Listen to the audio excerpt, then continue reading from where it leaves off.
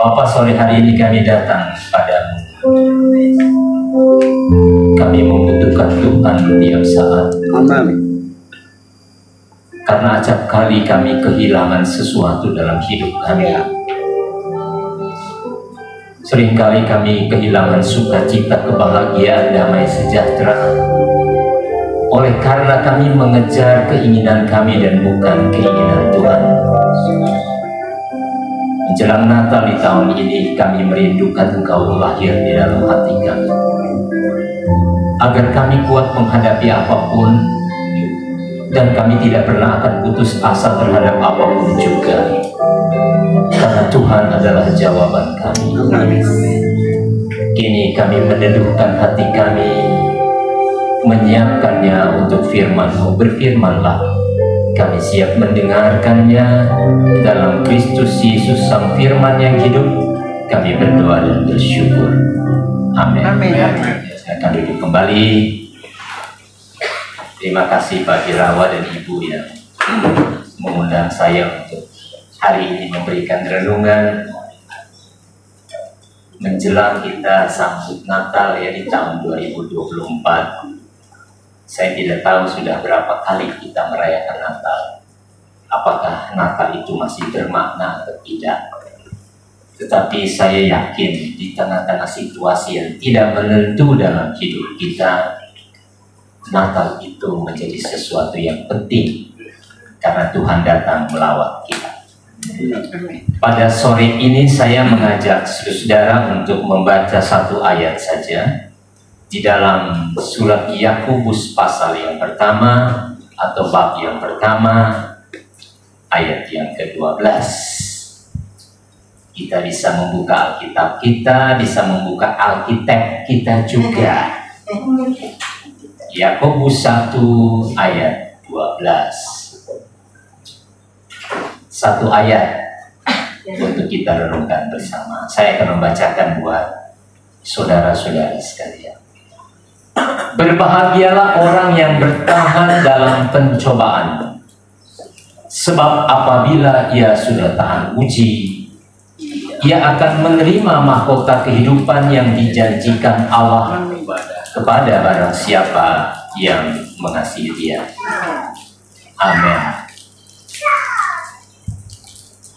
Saudara, ketika kita membaca satu ayat ini, tersadarlah kita bahwa ayat ini mau memberikan gambaran bahwa ternyata hidup ini tidak selamanya senang, tidak selamanya sehat, tidak selamanya berhasil. Dan bayang-bayang kegagalan, sakit penyakit juga menghantui kita. Bahkan hasil riset terbaru menyebutkan bahwa orang Indonesia ini adalah orang yang paling berbahagia, tetapi kebahagiaan yang semu. Berbeda dengan orang-orang Finlandia ya Pak Irawan. Mereka kebahagiaannya sungguh luar biasa, meskipun tidak masuk di akal saya, karena mereka tidak percaya Tuhan. Banyak di antara mereka yang ateis. Tetapi mengapa mereka menjadi orang yang berbahagia yang sempurna? Sedangkan orang Indonesia yang katanya beragama tapi kebahagiaannya semu. Karena cara beragama dia juga semu. Cara dia percaya kepada Tuhan juga semu. Karena kita membutuhkan Tuhan hanya saat kita butuh, bukan? Saat kita senang memang kita perlu Tuhan? Tidak. Kita melupakannya di saat kita tertawa dan berpesta. Tapi saat kita menghadapi ujian berat, kita bertekuk lutut, air mata keluar hanya demi menyebut nama Yesus untuk segera menyelamatkan kita. Sudah begitu ada semu yang kedua. Kita memaksa Tuhan melakukan saat itu juga. Jadi kalau kita sakit, kita paksa Tuhan harus menyembuhkan kita pada saat yang sama saat kita merindukan itu. Pada saat kita tidak memiliki uang, kita berdoa, jikalau perlu, hari ini juga ada yang memberikan kita uang. Teman saya masih hidup, Dia berkata, saya hanya berdoa kepada Tuhan, Tuhan tolong kalau saya jalan kemana-mana ketemu duit. Tiap hari dia jalan ketemu duit. Ada yang 100, ada yang 250.000, pernah ketemu 1 juta lebih. Saya bilang, Tuhan nggak hadir nih. Harusnya kan saya yang begitu. Kenapa dia? Saya nggak tahu, meskipun saya yakin doanya keliru. Tapi rupanya dia membutuhkan uang, sebab kalau tanpa uang dia tidak bahagia. Saya nggak tahu, kalau saya bertanya kepada saudara, nggak punya uang bahagia nggak? Impossible. Orang Jawa sebel. Nggak mungkin. Tapi di zaman sekarang, emang uang itu bisa memberikan kebahagiaan bagi saudara. Pengalaman kita waktu COVID, ada orang gereja saya, uangnya banyak, karena antriannya sudah penuh, dia bawa duitnya, dia bilang harus tolong supaya bisa masuk ke ruang, supaya pasang ventilator. Tapi tidak bisa, uang yang banyak percuma. Ada teman saya lagi, dia itu miliarder ya, uangnya hilang. Lalu dia bilang ke pimpinan kami sinode waktu itu, dia bilang begini, coba duitnya kasih ke gereja aja. Dalam hati saya udah hilang, baru mau kasih ke gereja. Jadi saudara sebelum hilang kasih aja ke gereja ya, Tuhan ya. Mari kita kembali ke teks bacaan kita dalam surat Yakobus. Yakobus ini siapa sih? Kan kita harus paham dulu siapa Yakobus, baru kita bisa melihat tulisannya itu maknanya untuk apa dan kepada siapa. Jadi Yakobus ini sepupuan sama Yesus. Yakobus ini punya saudara namanya Yohanes. Mereka orang Betsaida. Yakobus dan Yohanes ini punya papa namanya Zebedeus. Mama mereka namanya Salome. Salome ini anak dari Sofia. Wah, Pak Daud ngomong apa nih? Nanti saya mau kisahkan. Jadi Sofia ini dia bersaudara dengan Anna. Anna itu mama dari Bunda Maria. Bersaudara juga dengan Elisabeth. Elisabeth itu anaknya bernama Yohanes Pembaptis. Jadi Elisabeth, Anna dan Sofia ini kakak adik. Ya. Elisabeth punya anak Yohanes Pembaptis.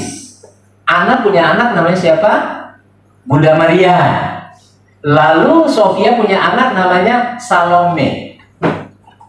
Nah, Salome ini adalah ibu dari Yakobus dan Yohanes. Sedangkan Yesus mamanya namanya siapa? Nah, ya, jadi mereka sepupuan. Ya, ingat baik-baik ya, 3 bersaudara. Sofia, Anna, Elisabeth. Elisabeth punya anak namanya Yohanes Pembaptis. Anna punya anak namanya Maria. Sofia punya anak namanya Salome. Yohanes Pembaptis tidak menikah. Maria menikah dengan Yosef, Yusuf, dan mempunyai anak Yesus. Salome menikah dengan Zebedeus, anaknya Yakobus dan Yohanes. Saudaraan. Clear? Oh, berarti ini Yakobus saudara Yesus dalam tanda kutip.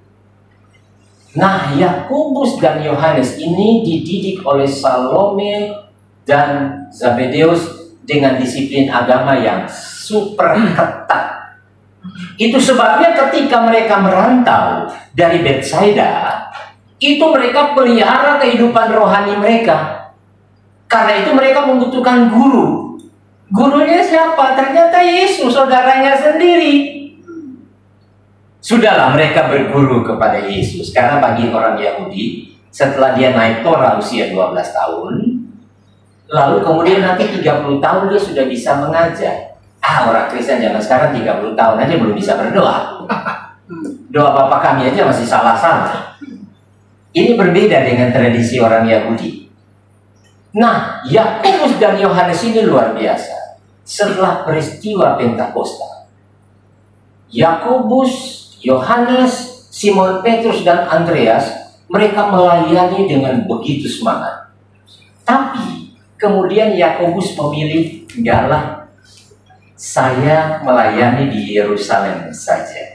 Makanya dalam catatan sejarah menyebutkan Yakobus adalah kepala gereja pertama. Karena dia memimpin jemaat di Yerusalem. Loh, lalu Yohanes dan kawan-kawan, Yohanes dan Petrus itu memberitakan Injil bahkan berhadapan dengan mahkamah agama. Masih ingat kalimat dari Petrus ketika bersama dengan Yohanes bertemu dengan orang yang lumpuh dan dia berkata, emas dan perak tidak ada padaku, yang ada padaku hanya nama Yesus, bangkit berdiri dan berjalanlah. Itu iman, hasil dari produk keluarga. Saya merindukan Natal ini sebenarnya Natal keluarga. Kami kalau orang Timor, ya Ibu ya, orang Timor itu kalau orang Timur lah, kalau Natal itu selalu family. Saya kira orang Batak juga begitu. Kalau Natal itu selalu dengan keluarga. Jadi bukan untuk hal-hal lain. Jadi Natal ini sebenarnya adalah kesempatan untuk merecovery kembali keluarga kita. Karena tanpa sadar, suami istri bisa saling melukai. Saya sama istri saya itu juga keras-keras loh. Istri saya Manado, saya Kupang, itu sama-sama miring. Bayangkan menikah sama istri saya, ini karena dia nggak ada aja saya berani. Itu saya jegal. Bisanya hanya masak sop sama tempe. Sop tempe. Orang Manado kan nggak bisa biasa sop-sop gitu, kecuali Prenebon. Wah, saya rasa ini nggak nyaman begini. Tapi masa karena itu kemudian saya bawa dia ke pengadilan? Kan tidak mungkin. Itu 11 tahun. Tiba-tiba berubah, dia bisa masak. Saya tanya, apa sih rahasianya nih? YouTube. Oh, karena YouTube mengubah sehingga dia bisa melayani. Bagi saya nggak ada masalah. Tapi memang Natal itu selalu akan kembali pada keluarga. Dan mau dikatakan oleh Yakobus itu sebenarnya tentang keluarga. Mari kita perhatikan baik-baik ya. Jadi ketika dia melayani di Yerusalem, ada 3 ujian yang dihadapi oleh Yakobus luar biasa. Yang pertama adalah kelaparan. Saya bilang tadi dalam hati, ini satu-satunya persekutuan di mana di depan pendeta isinya makanan. Ini satu-satunya loh Bu. Saya bilang, oh, makanan jasmani melimpah, berarti saya harus siap membagikan makanan rohani. Begitu kan? Dan kalau nggak salah, Ibu RT yang menyiapkan semua. Betul. Wow, berbahagialah Pak Dirawat. Loh ya iyalah, kalau dilayani ini kan dia nggak perlu cari lagi ke warung yang lain kan? Karena sudah disediakan, karena kebutuhan suaminya itu aja, nggak ada yang lain. Makan tercukupi, pakaian rapi, beres. Saya itu tadi habis acara pernikahan teman saya. Saya Ibu RT kan saya nggak tanya juga banyak persekutuan. Saya pikir persekutuan paling 10 orang. Jadi di rumah duduk. Bayangan saya itu, makanya saya pakai jeans. Tuhan, sampai di sini kaget. Tapi saya tanya tadi Pak Bayu, di sini nggak lihat penampilan Pak. Puji Tuhan. Ini persekutuan yang hidup. Karena yang penting adalah firman itu masuk di telinga, ngendap dalam hati, lalu diolah di otak. Karena banyak orang masuk di kanan, keluar di, tapi saya pikir nggak mungkin, karena tertutup nih loh. Jadi keluar lagi ke kanan. Mari kita lihat, ada ujian-ujian yang dihadapi oleh jemaat Yerusalem yang dihadapi oleh Yakobus. Pertama, orang-orang Yerusalem itu adalah orang-orang yang betul-betul mengalami krisis ekonomi oleh karena terjadi kelaparan yang hebat. Waktu itu Rasul Paulus pun pernah meminta untuk kumpulkan duit, bagikan. Makanya Natal itu identik juga orang berbagi berkat ya. Meskipun sebenarnya bagi saya peristiwa-peristiwa insidental itu jangan dijadikan di peristiwa Natal. Kalau kita ingin membantu, itu harus rutin. Itu jauh lebih hidup daripada saat Natal kita bagi nasi selesai, bagi beras selesai. Apalagi di gereja hobinya bagi Indomie. Makanan gak sehat kok dibagi ke jemaat. Tapi di rumah saya ada Indomie juga, karena kadang-kadang saya pengen. Jadi pertama kelaparan. Nah, saya bertanya kepada saudara, hari ini ada yang kelaparan? Tidak, apalagi nanti. Tidak mungkin. Tapi saudara tahu nggak? Saya baru baca hasil riset terakhir. Ternyata setiap tahun itu ada 31% makanan yang tidak termakan atau dibuang. Itu dihitung. Dan ketika di total itu jumlahnya 200 triliun. Bapak Ibu, saya selalu ingatkan istri saya, anak saya, kalau pergi pesta makan secukupnya ya. Gak usah kayak orang geragas, kata orang Jawa. Gak usah. Karena nanti kalau kamu pas makan rendangnya gak cocok di lidah, kan kamu buang. Kebiasaan kita kan begitu. Orang minum aqua, nyedot dikit, sisanya biarkan kan. Nah mungkin orang yang haus pengen minum tapi ada bekas lipstik di situ. Bapak Ibu pernah merasakan yang namanya kelaparan? Bagi saya hampir pasti tidak. Tetapi kelaparan rohani iya. Karena itu hari ini saudara hadirnya. Karena kita ingin Tuhan memuaskan lapar rohaninya kita. Tapi saudara belum pernah merasakan yang namanya kelaparan jasmani. Itu sangat menyakitkan. Yang namanya kelaparan jasmani itu bisa menggocok kita sehingga membuat kita kalang kabut, bahkan berbuat jahat. Lihat tingkat kejahatan di Indonesia, khusus Jakarta itu begitu tinggi. Ada apa? Karena soal kampung tengah ini, soal perut. Nah, pada waktu itu kelaparan, mereka mau minta bantuan kepada siapa? Kecuali kepada Yakobus. Apakah Yakobus pembuat mujizat? Tidak. Tapi saya teringat ada seorang pendeta di Inggris namanya George Muller. Dia membangun panti asuhan. Wah, kalau Pak Irawa dan Ibu suatu saat kerinduan membentuk panti asuhan itu bagi saya mulia. Panti asuhan selama dia hidup itu ada 1.100 lebih anak. Dan hampir setiap bulan, di puncak bulan itu tidak ada makanan. Piringnya dibuka, mereka berdoa, tahu-tahu ada yang ketok. Lalu bawa gandum, lalu mereka masak dan makan. Saudara, mujizat itu selalu tidak terduga, bukan? Saya pernah pelayanan di pedalaman Kalimantan. Yang santet itu, santet belakang saya, terbakar sampai saya nggak bisa berbuat apa-apa. Saya ingin ketemu dengan tukang santet itu. Saya tanya-tanya, siapa sih yang tukang santet di sini? Sambil menderita. Saya pergi, dia lagi nonton orang main volley. Saya ketemu dia, saya lihat begini. Dia senyum sama saya. Pulang sembuh tuh.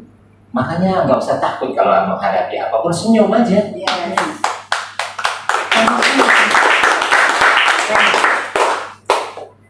Diam, tenang, supaya ada hikmah Tuhan.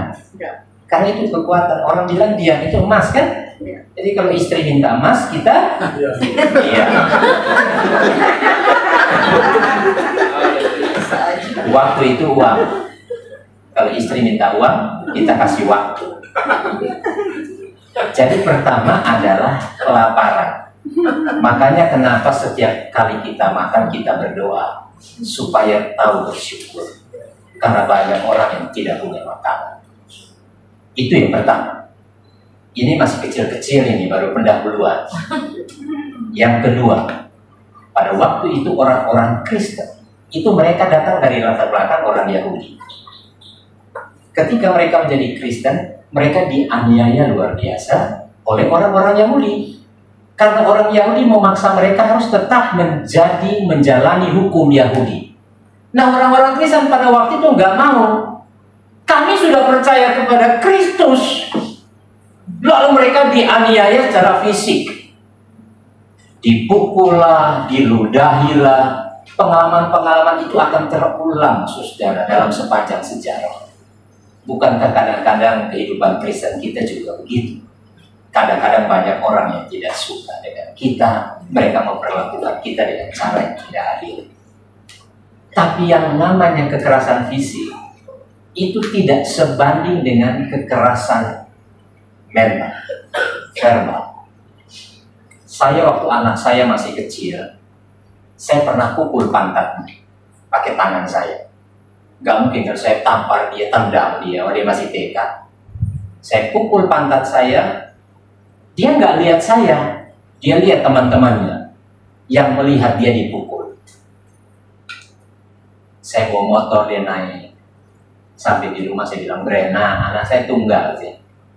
Brena, papi minta maaf ya.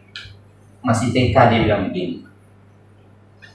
Kalimat ini yang memang menggugah saya sampai sekarang mencintai anak saya. Dia bilang begini, papi, jangan pernah pukul aku di depan teman-temanku. Berubah saya. Karena saya pikir kan Alkitab juga mengizinkan pukul anak kalau memang dia nakal. Dan saya kan pukul di pantat karena berisi kan? Atau betis kan? Tapi pengalaman itu membuat saya enggak. Dalam hati saya, bukankah Tuhan juga mencintai kita? Kalau Tuhan membenci saudara, dia buka semua aib-aib saudara. Dan engkau dipermalukan luar biasa. Tapi Tuhan mencintai engkau. Supaya engkau juga makin mencintai Tuhan. Mencintai Tuhan melebihi apapun dalam hidupmu. Itu jauh lebih berharga. Dan itu pengalaman jemaat Yerusalem. Dipukul, dikata-katain, tapi mereka tetap tegar percaya kepada Kristus. Itu jemaat Yerusalem. Yang ketiga, saudara, ini ujian dari jemaat-jemaat di Yerusalem. Mereka itu tidak mampu lagi untuk berharap kepada siapa. Karena kalau berharap kepada Yakobus bukan seorang yang kaya. Jadi pendeta Stephen Tong pernah berkata bahwa zaman ini disebut dengan zaman no hope. Tidak ada lagi pengharapan. Yang ada dalam otak kita, frasa itu tidak mungkin. Tidak mungkin keluarga saya bahagia. Tidak mungkin saya bisa sembuh. Tidak mungkin saya bisa sukses. Tidak mungkin saya bisa kaya. Frasa-frasa itu yang menguasai banyak orang Kristen. Sehingga orang Kristen itu menjadi orang Kristen yang semu kasihnya. Karena frasanya itu frasa tidak mungkin semua. Apa sih yang tidak mungkin bagi Tuhan? Apa sih yang tidak mungkin? Toh hari ini Tuhan masih juga mengizinkan saudara ada. Tarikan napas kita itu sebuah mujizat, ya. Tarikan napas itu mujizat. Tidur itu sebuah kematian.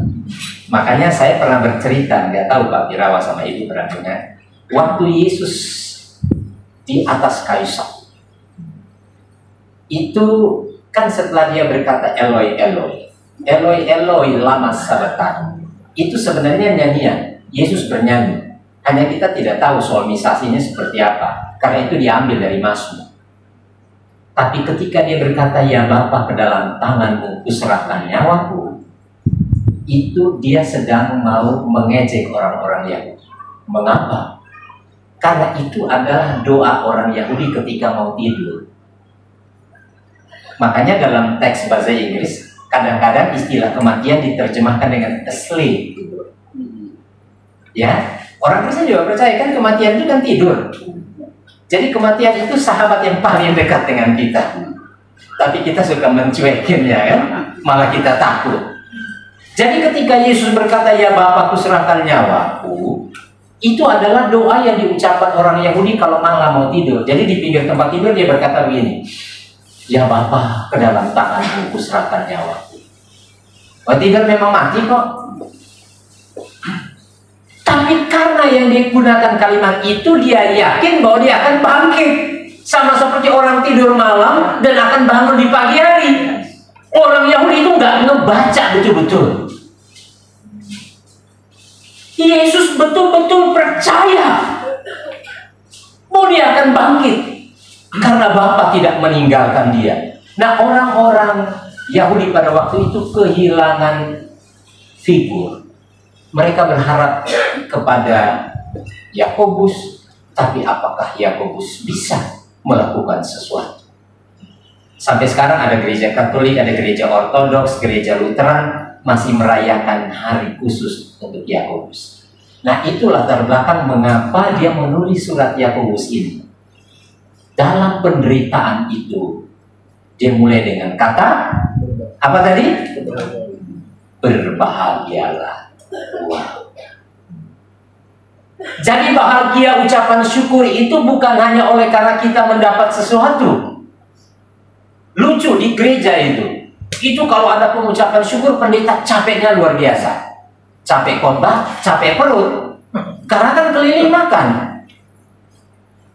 Tapi orang lupa pengucapan syukur juga bisa ketika engkau menghadapi ujian. Amin. Saya punya jemaat kena cancer. Serangan dia datang ke ruangan saya nangis. Namanya saya gembala. Lalu kemudian kena di tulang-tulangnya sampai tubuhnya kecil. Lalu kemudian kena di otak, operasi lagi di otak. Terakhir kena di paru-paru dan dokter berkata nampaknya akan selesai. Waktu saya masuk ke ruangannya, dia berkata begini, kalau Tuhan mau panggil saya sekarang, saya siap. Karena saya tahu kemana saya pergi. Wow. Itulah orang beriman. Dia tetap berbahagia. Karena Alkitab berkata berbahagialah orang yang bertahan dalam pencobaan. Jadi kalau ada pencobaan baru bisa membuat kita bahagia, amin? Jangan kita berpikir bahagia karena mendapat kehilangan juga adalah sebuah kebahagiaan. Dan saudara tahu dalam King James Version atau ada salah satu lagi dalam NLT, itu kata berbahagia dia menggunakan kata blessed. Blessed. Jadi berbahagia itu adalah orang yang diberkati. Orang yang diberkati itu adalah orang yang tahan dalam pencobaan. Jadi kalau saudara sekarang belum berbahagia, belum diberkati, berarti saudara harus bertahan dulu dalam ujian-ujian iman yang saudara hadapi. Itu prinsipnya. Loh saudara bayangkan peristiwa Natal. Ketika orang Majusi datang itu bukan hanya 3 orang. Persembahannya memang 3. Emas, kemenyan, dan mur. Tapi yang datang itu 40 orang. Itu perjalanannya panjang, saudara. Perjalanannya panjang. Tidak mungkin 3 orang. Mereka pasti dibunuh oleh suku Bedouin. Itu perjalanan yang panjang. Bahkan dalam bukti arkeologi, itu perkumpulan orang ahli-ahli perbintangan, termasuk dari Afrika, dari Tiongkok. Jadi bintang itu bukan sekedar tanda biasa, tapi itu sebuah tanda yang bersifat ilahi yang membawa mereka ke Bethlehem. 40 orang, lalu 3 orang membawa persembahan itu emas, kemenyan, dan mur. Clear. Tapi tiba-tiba ada seruan dari seorang raja yang jahat, namanya Herodes. Berkata kepada orang Majus, kalian pergi kalau ketemu, balik lagi kasih tahu saya di mana bayi itu dilahirkan. Saudara, emang Natal hanya bersifat sukacita. Mengapa dikasih pohon cemara? Karena cemara ini nggak pernah layu. Setiap musim dia selalu ada. Kalau kita lagi banyak duit senang, kalau lagi nggak ada duit udah sakit kepala. Natal ini mengingatkan daya tahan kita untuk percaya kepada Tuhan itu seperti pohon cemara. Jadi apapun yang terjadi kita akan berbahagia karena orang yang berbahagia adalah orang yang diberkati. Dan orang yang diberkati orang yang tahan uji menghadapi ujian-ujian ini. Amin. Amin. Nah, ada peristiwa ketika perjalanan dari Bethlehem menuju ke Mesir. Karena Yusuf dan Maria takut Yesus akan dibunuh, mereka berjalan. Saudara tahu nggak perjalanan dari Bethlehem ke Mesir itu berapa kilometer? Ada yang tahu? 1.500 kilometer. Mungkin sini Surabaya ya Pak Dirawa ya. Lebih lagi malah 1.500 hampir sampai Bali itu. 1.500 kalau sini Bandung hanya 145. Ini 1.500 sampai Semarang paling 400-an. Surabaya 700 lebih. Tembus lagi di Banyuwangi mungkin 1.500. Itu perjalanan yang mengerikan dan mematikan. Yusuf, Maria, Yesus, dan bidannya. Tahu siapa nama bidannya? Kan ada yang suka ngejek, kalau Yesus dilahirkan siapa bidannya? Ya kan? Siapa bidannya? Ya ada Salome itu, mamanya Yakobus dan Yohanes. Wow, ajaib ya. Jadi kisah Natal bukan sekedar senang-senang, tapi pemahaman. Karena pemahaman itu fondasi kepatuhan kita. Kalau kita nggak paham, kita nggak bisa patuh. Kita paham, oh ada ternyata bidan yang mengantar mereka. Itu Salome namanya. Kalau si tokoh agama itu nanya kepada saya bisa jawab. Tapi dia nanya kepada orang Kristen yang nggak paham. Saya berharap persekutuan doa ini mulai paham. Itu 1.500 km. Sedangkan dari Nazaret menuju Bethlehem itu hanya 150 km. Berarti sama seperti dari Jakarta Bandung. Itu perjalanan Maria dan Yosef menuju ke Bethlehem untuk sensus. Mari kita kembali ke teks tadi. Maaf ini karena guru ya, jadi terpaksa korbannya sambil ngajar-ngajar dikit. Yes. Amin. Tapi ketika saya baca dalam teks bahasa Yunani, kata yang dipakai itu ternyata berbeda. Nah, dalam bahasa Yunani itu kata bahagia itu ada dua kata. Satu eudaimonia, yang satu makarios. Orang Jawa juga punya istilah makario. Pak Birawa dari Jawa? Nah, Jawa. Panjenengan ngertos niku? Makarios? Makario napa niku, Pak? Berkarya? Siarin, Pak. Selamat ya malah ya. Saudara perhatikan. Orang Jawa juga punya istilah itu. Ternyata ada dua istilah. Saya jelaskan dulu sedikit ya. Eudaimonia itu artinya orang yang ingin menggapai kebahagiaan dengan caranya, bahkan dengan cara apapun. Jadi misalnya ibu-ibu yang ingin cantik boleh dong pakai foundation, lalu kemudian pakai tambahan-tambahan, lalu alisnya kemudian dibuat indah-indah. Saya sampai bilang ke istri saya, Mi, kalau setiap pergi ke pesta jangan lama hanya mengukir alis, Mi. Tapi ya itulah perempuan, ya sudahlah sabar. Saya bilang kadang-kadang saya ngejek istri itu ada tutup botol, tutup gelas, pasang aja gini, Mi. Apakah nggak boleh? Boleh. Orang operasi wajah boleh. Orang penampilan mantap boleh. Kan kebahagiaan. Tidak boleh ada orang yang melarang itu. Itu upaya kita. Ada orang bekerja dapat uang, ada orang bekerja supaya naik jabatan, ada orang ingin membeli mobil, ingin membeli motor. Itu kebahagiaan bagi dia. Itu eudaimonia. Tapi ada istilah yang kedua, makarios. Dalam teks bahasa Yunani. Makarios itu artinya bahwa kamu tetap berjuang. Meskipun engkau nggak pernah mendapatkannya. Itu kebahagiaan. Tapi relasimu dengan Tuhan tetap dekat. Kata itu yang dipakai oleh Yakobus. Jadi dia mau berkata kepada orang-orang Yerusalem, kamu harus tetap berbahagia. Ujian tidak makan ujian dianiaya. Mungkin engkau tidak akan mendapatkan itu dalam dunia, tapi engkau harus yakin bahwa pengharapanmu tidak sia-sia. Karena ada satu jawaban, yaitu dia yang datang di Bethlehem. Tapi tidak cukup di situ. Karena nanti dia akan menuju ke Golgota. Atau di dalam bahasa yang lain disebut Kalvari.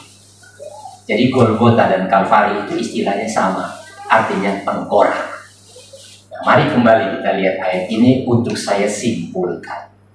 Di dalam semangat suasana kita menjelang Natal. Tadi ayat Alkitab berkata, ketika kita menghadapi ujian, itu ujiannya panjang.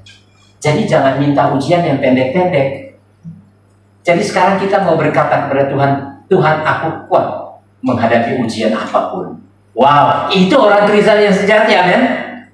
Jadi sekarang malah kita terbuka. Tuhan silahkan ujian itu datang. Karena katanya orang yang paling dekat dengan Tuhan itu orang yang selalu berharap kepada Dia. Amin. Kalau Tuhan kasih semua lancar, kita banyak nggak berdoa kan? Hanya penuh dengan kekhawatiran. Saya senang dengan Norman Vincent Peale, seorang pendeta Amerika. Dia berkata begini, bahwa kekhawatiran itu 99% tidak pernah terjadi. Tidak pernah terjadi dalam hidup kita. Coba aja saudara, uji dalam hidup. Apakah kekhawatiranmu terjadi? Tidak. Tapi ketika engkau menggeser kepercayaanmu, meskipun 1%, pasti terjadi. Pasti terjadi. Jadi sekarang, peristiwa menjelang Natal, kita undang Tuhan, biarkan ujian itu terjadi dalam hidup, untuk melatih aku menjadi jauh lebih kuat. Harus begitu, seperti anak-anak. Anak saya kan latihan, Bapak Ibu yang punya anak, masih kecil kan merangkak kan. Setelah itu mulai jalan, tati-tati jatuh kan. Tapi setelah itu kita biarkan dia jalan kan. Supaya apa? Dia bisa kuat. Kalau kita nggak melatih dia untuk berjalan, nanti dia tidak bisa berjalan sepanjang hidupnya. Karena ayat Alkitab tadi mengatakan, sebab apabila ia sudah uji dalam menghadapi berbagai macam ujian, pada akhirnya ia akan menerima mahkota kehidupan. Nah, saya mau poin yang kedua, yaitu kita beriman. Ujian terbuka, tapi yang kedua kita punya iman yang kuat. Iman itu dalam Ibrani pasal 11 ayat 1, ada yang tahu? Ibrani pasal 11 ayat 1, iman adalah dasar. Oke, kita cukup sampai iman adalah dasar. Dalam berbagai teks bahasa Inggris itu beragam. Faith is confidence. Wow, orangnya Pak Birawa itu confident sekali. Ya memang karena dia aparat. Dia harus percaya diri karena dia adalah penolong rakyat. Kita juga harus percaya bahwa Tuhan mampu menolong kita untuk mengangkat kita dari beban-beban hidup.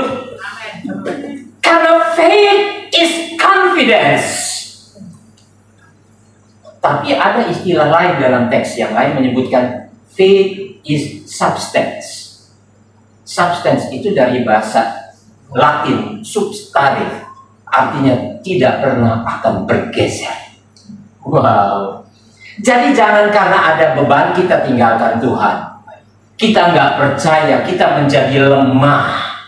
Jangan. Karena itu Alkitab berkata, kalau orang yang membiarkan ujian, dia juga percaya Tuhan memberikan mahkota. Mahkota seperti apa? Zaman dulu, itu Olimpiade pertama itu zaman kitab Yunus itu. Orang lomba menang dikasih daun di atas kepala kan? Sekarang dikasih medali ya. Tapi ternyata Yakobus berkata bukan itu. Bukan jabatan, bukan harta, bukan kehebatan, tapi dia berkata mahkota kehidupan itu, crown of life. Mahkota ini dalam bahasa Yunani disebut dengan Stefanus. Ada yang nama Stefanus di sini? Stefani bentuk feminimnya? Gak ada juga? Oke. Jadi orang yang berharap itu pasti dia dapat mahkota hidup. Itu yang kedua. Jadi kita beriman, jalani saja hidup kita dengan sukacita, karena mahkota itu Tuhan sediakan. Dan yang terakhir, poin terakhir, untuk menyambut Natal ini, di sini dikatakan kepada barang siapa yang mengasihi dia. Memang teks bahasa Indonesia ini aneh. Barang siapa itu barangnya sopo. Ya kan? Ini teksnya. Maksudnya setiap orang. Ya, setiap orang yang mengasihi dia. Oh, ada rahasianya. Natal itu adalah kesempatan kita menyatakan kasih kita kepada dia. Kasih yang dipakai di sini adalah agape. Saya pernah berkhotbah di salah satu gereja GKI. Waktu itu saya terharu karena tema yang diberikan adalah aku adalah hadiah Natal. Ya. Jangan minta apapun lah saudara di hari Natal itu. Ya. Berikan kepada Tuhan hidupmu itu. Ujian-ujian imanmu itu. Karena dalam ujian itu engkau percaya memperoleh mahkota. Tetapi bagi setiap saudara yang mengasihi dia. Mari kita berdoa. Tuhan ampuni kami. Sekian lama kami percaya kepada Tuhan, kami hanya merindukan sesuatu yang menyenangkan dan membahagiakan kami. Kami lupa bahwa ujian-ujian dalam hidup kami ini adalah cara Tuhan memanggil kami, membentuk kami menjadi orang Kristen yang sejati. Bahkan kami menjadi orang-orang yang berbahagia dan diberkati ketika kami kuat menghadapi ujian-ujian hidup. Tapi di tengah-tengah suasana itu kami juga dipanggil tetap percaya bahwa suatu saat nanti kami memperoleh mahkota kehidupan itu. Ketika tugas kami di dunia ini selesai, dengan syarat kami mencintai Tuhan. Kini kami ingin mengasihi Engkau Tuhan dengan apa yang ada pada kami. Kami tidak pernah akan menuntut apapun, tapi kami akan memberikan apa yang kami miliki untuk terus mencintai Tuhan, mengasihi Tuhan seumur hidup kami. Terima kasih Bapak, biarlah pada Natal tahun ini keluarga-keluarga kami diberkati dan hidup kami diberkati.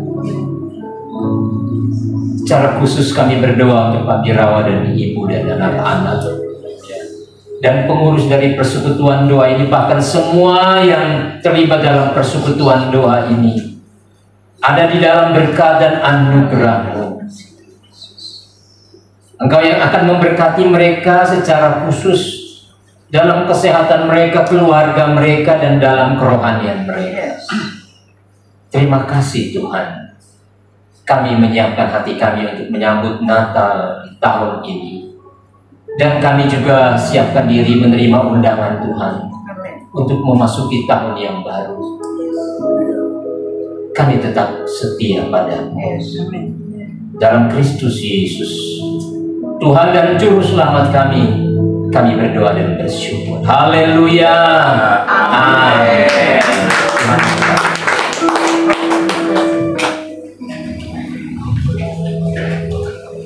Puji Tuhan. Berapa banyak kita diberkati dalam kebenaran firman Tuhan hari ini. Amin. Luar biasa. Terima kasih untuk Pak Daud, Bapak Pendeta Daud, untuk kebenaran firman Tuhan hari ini. Luar biasa. Terima kasih. Tiba saatnya kita mau memberi yang terbaik buat Tuhan. Mari Bapak Ibu Saudara, kita mempersiapkan persembahan kita mau beri yang terbaik. Tapi sebelum kita memberi, mari kita bersatu dalam doa yang bertugas untuk bisa mempersiapkan. Mari Bapak Ibu Saudara, kita bersatu dalam doa. Bapak, kami bersyukur, terima kasih Tuhan untuk hari ini yang luar biasa. Kami sudah mendengar kebenaran firman, di mana kami mau belajar Tuhan untuk lebih lagi Tuhan mengerti makna Natal Tuhan. Tuhan, kami ingin lebih lagi Tuhan, lebih dekat kepadamu Tuhan. Kami menyerahkan hidup kami lebih lagi Tuhan untuk menyenangkan hati-Mu. Terima kasih Bapak, terima kasih Yesus.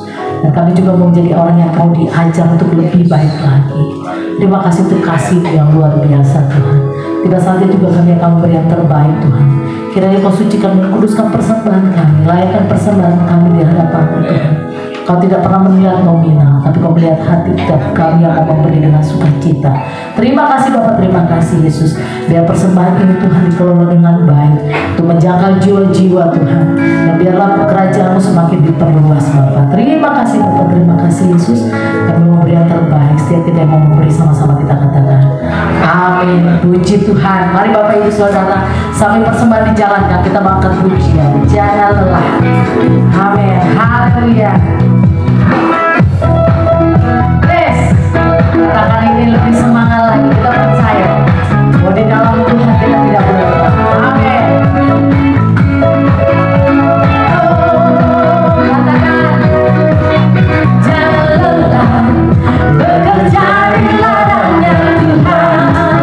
Roh Kudus dari kekuatan yang mengajar dan menopang.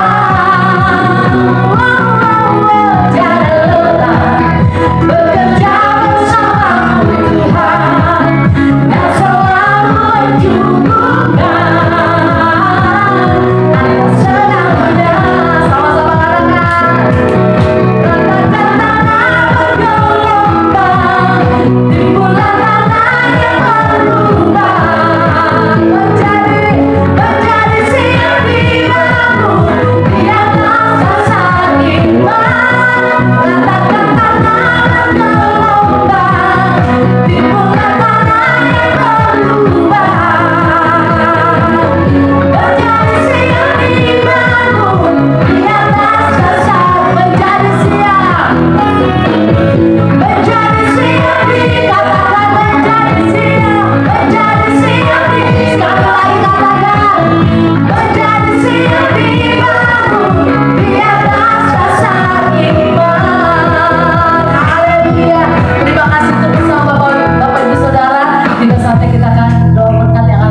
oleh Ibu Barnawati, dipersilakan.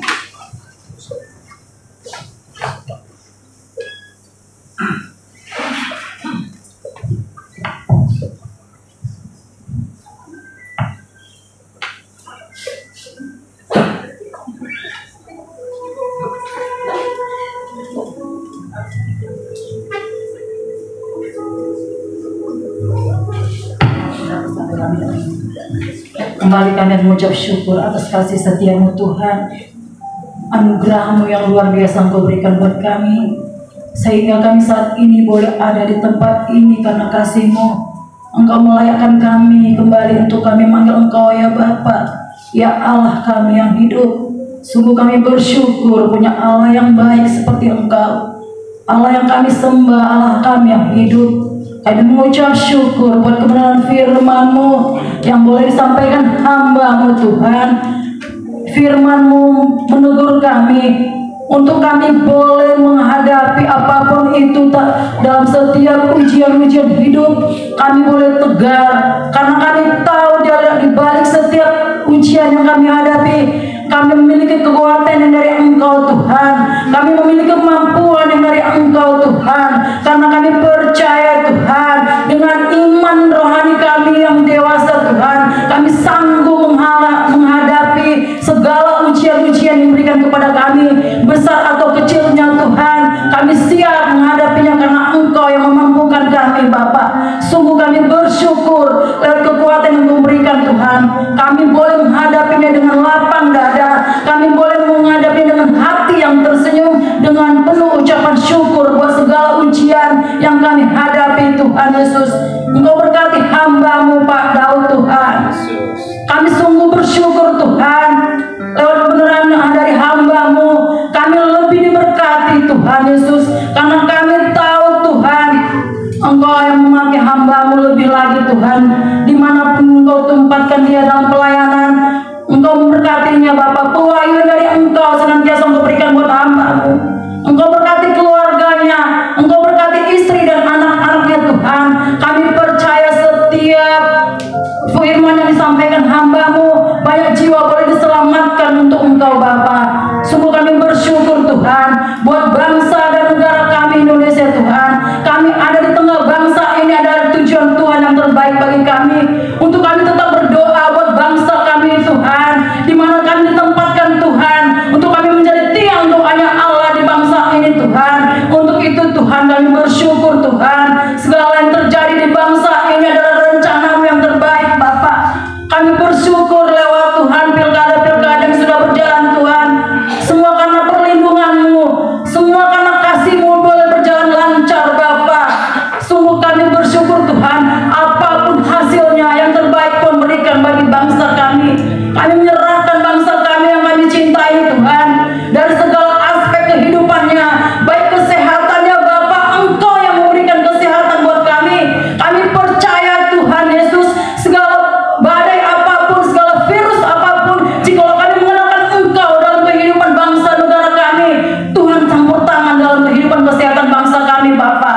Kami percaya itu Tuhan, karena rotak akan Tuhan yang menyertai kami senantiasa Bapak. Kami berdoa buat perekonomian bangsa kami ini Tuhan. Jadikan bangsa kami ini Tuhan perekonomian jadi naik Bapak. Engkau berkati pemerintahan kami di bangsa ini Bapak, baik dari presiden Tuhan sampai dari terkecil ke tingkat desa Bapak. Engkau yang memberkati mereka dalam pekerjaan mereka. Roh takut akan Tuhan senantiasa terpancar dalam kehidupan mereka. Engkau pakai Tuhan anak-anak-Mu Tuhan yang bergerak dalam pemerintahan.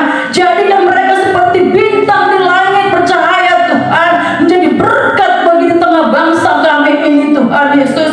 Mari Bapak, pendidikan kami di bangsa ini Tuhan, pendidikan mutunya Tuhan, boleh menjadi contoh semakin naik Bapak karena kasih-Mu Tuhan Yesus. Kami juga berdoa Bapak buat seluruh PD di Rawa Family Tuhan, keluarga demi keluarga, apapun pekerjaan mereka, apapun usaha mereka, tangan Tuhan memberkati Tuhan. Setiap tangan kami yang bekerja, Tuhan memberkati. Setiap langkah kami kemana kami berada, Tuhan memberkati. Setiap tanah yang kami injak adalah milik pusaka kami karena Tuhan berfirman. Engkau berkati Tuhan kesehatan keluarga demi keluarga di tempat ini Bapak. Engkau berkati pendidikan setiap anak-anak kami Tuhan Yesus. Engkau Allah yang campur tangan mencukupkan segala kebutuhan ya Tuhan Yesus. Kami berdoa buat warga jemaat di tempat ini Tuhan. Jika mereka dalam keadaan sakit, kami percaya oleh kuasa biru darah Yesus sudah sembuh. Karena kami terlalu yakin firman Tuhan ya dan amin. Janji Tuhan dan ya dan amin. Kami percaya kesembuhan boleh terjadi buat semua kami warga BD di luar tempat ini Tuhan. Jika mereka berbeban berat penuh masalah hidup, Tuhan solusi hidup mereka Tuhan Yesus. Jika mereka membutuhkan pekerjaan, Engkau Allah yang sudah memberikan pekerjaan Tuhan. Barang siapa yang mencari Tuhan akan mendapat. Barang siapa mengetuk pintu-pintu akan dibukakan. Setiap orang yang berseru kepada Tuhan, Tuhan tak pernah meninggalkannya. Karena kami terlalu yakin Tuhan tak pernah diam. Kami percaya janji-Mu ya dan amin Tuhan Yesus. Kami berdoa Bapa buat keluarga Pak Birawa Tuhan yang kakak beradik Tuhan. Bapa campur tangan buat keluarga ini Tuhan. Kami percaya kuasa Allah dinyatakan di keluarga Pak Birawa Tuhan Yesus kakak beradik. Engkau berkati keluarganya Bapa. Juga keluarga besar dari Ibu Erti Tuhan. Kau bekerja Bapa. Kami berdoa khusus buat keluarga Pak Birawa di tempat ini dan Ibu Erti. Buat ketiga anaknya Tuhan Yesus. Berkat Allah senantiasa di tempat ini Tuhan. Engkau lihat Tuhan bagaimana Tuhan usaha Pak Birawa di tempat ini Tuhan. Untuk membuka rumah Allah di tempat ini. Untuk membuka bait Allah di tempat ini. Engkau Tuhan yang campur tangan Tuhan dalam setiap apapun yang dilakukan. Kami percayakan karir Pak Birawa jabatannya Bapa. Engkau yang mengangkat naik dan naik Tuhan tidak jatuh. Karena kami percaya Tuhan apa yang dilakukannya untuk melayani Engkau Bapa.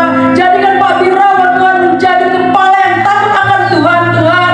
Di dalam kepolisian negara kami ini Bapa. Biarlah itu Pak Birawa Tuhan nama Tuhan boleh ditinggikan Tuhan Yesus.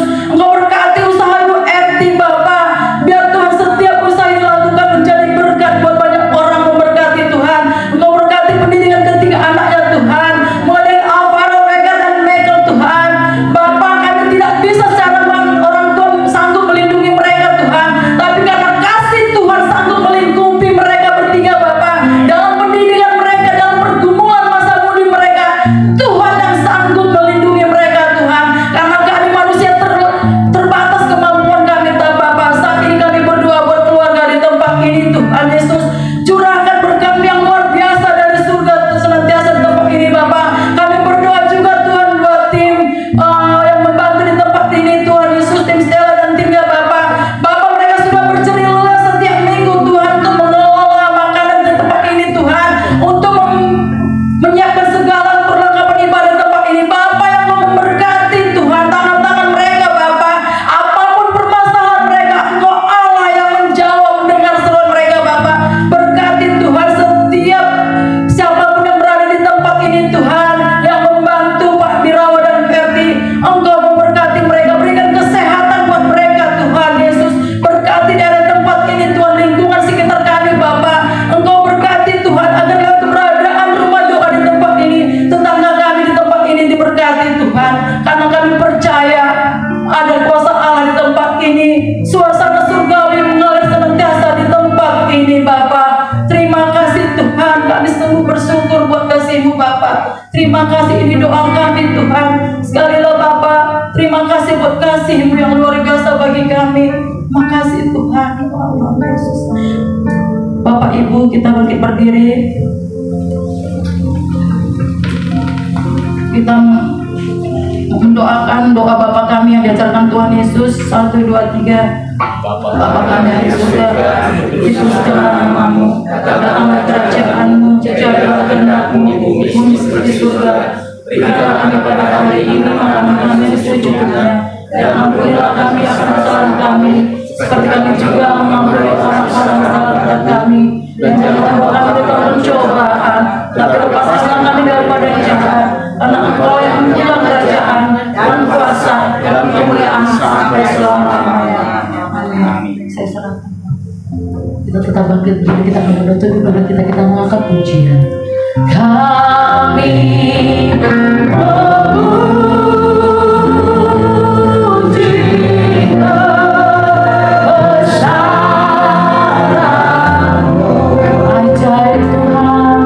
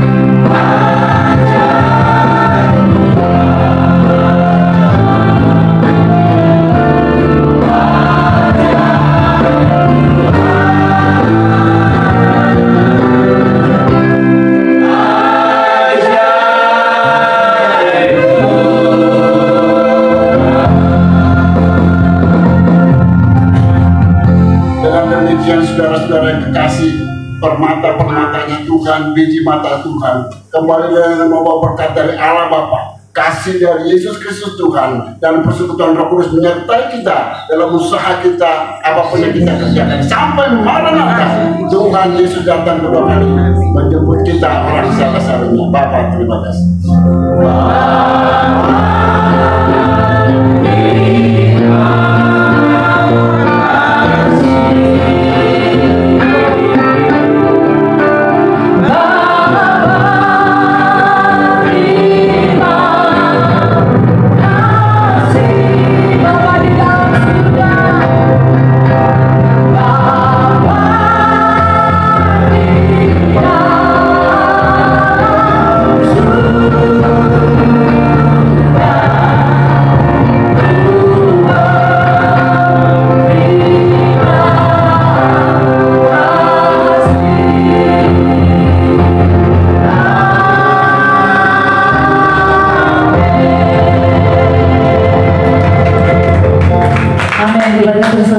Duduk, kita mau bersama teduh sejenak.